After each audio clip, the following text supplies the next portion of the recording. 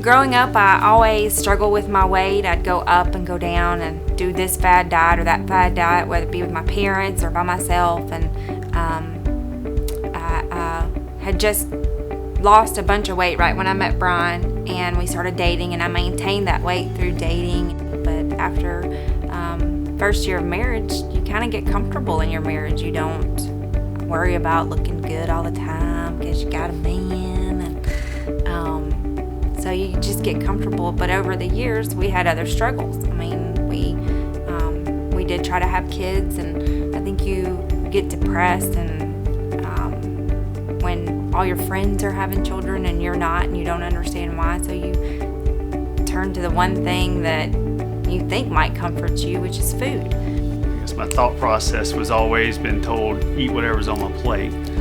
So I'm pretty good at doing that, and I would always pile it on and eat it as much as I wanted. And I always was told, go get back and get seconds.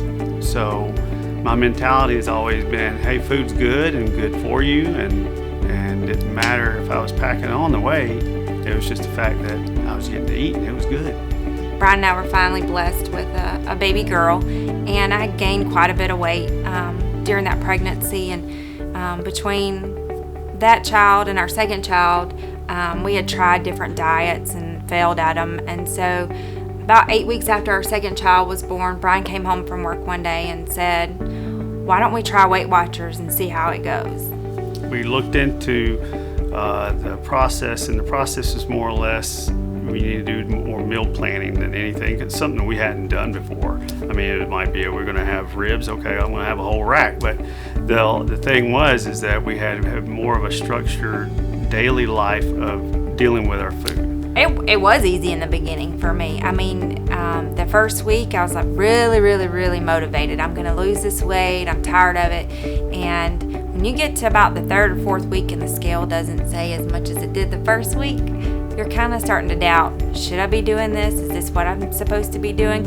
And then for me, not just fixing my meal or fixing my husband's meal, the temptation came when I was fixing my kids' meal, because it'd be so easy to say, ooh, I could just have one of those of what she's having and it won't be that bad. And then I would say, no, don't do that. So I had to discipline myself to not eat what I was fixing her, but to stick to the plan of what I was trying to do for my life and trying to make my life better so that I can be here longer for them. I know for a fact one of the reasons why we were successful in doing a diet plan in general is just because of the accountability between ourselves. When I would hit that plateau for a couple of weeks and not be able to lose weight, she would come in and motivate me. She would say, you can do it next week, you can do it.